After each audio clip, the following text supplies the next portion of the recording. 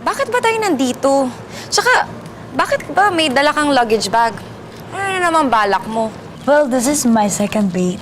Para patakamin si Room sa akin. At ikaw ang kikilos. Grabe ka, Georgia. Dapat may sweldo na ako dito, ah. You'll enjoy the perks once na naging kami. Okay, listen to me. Dito, dadaan si Room after ng flight niya. Kailangan makita ka. At ito ang sasabihin mo.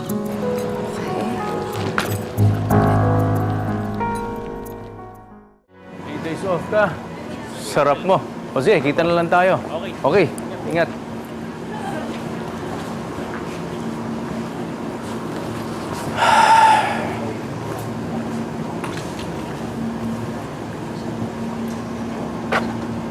Selma, right? Hi, Rome. Oo, kamusta ka na? Okay naman. Nagkikita pa ba kayo ni Georgia?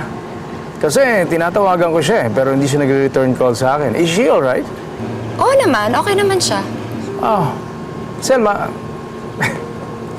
baka alam mo lang, galit mo siya sa akin. Naku, hindi galit sa'yo yun. Honestly, miss na miss ka na nga niya eh. Kung gano'n, bakit hindi niya sinasagot yung mga calls ko eh? Hindi ko alam. Pero ang alam ko, nakikipagbalikan siya sa ex niya. Sino si Orlando? Naku, hindi. Yung unang jowa niya. Kaso ayoko nga rin dun eh. Kasi nananakit din. Pare sila ni Orlando. Eto nga lang mas malala. Kasi single siya. Ibig sabihin, mas mahahawakan niya sa leeg si Georgia.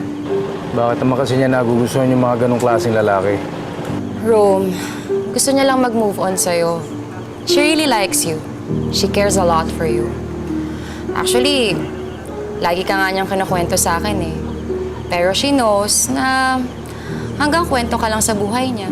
Nasaan siya ngayon? Sa kondo niya. Okay. Well, thank you very much. Mauna na ako. Okay ka lang dito? Yeah? O sige. Ingat ha? Okay, ingat. Mauna na ako ha?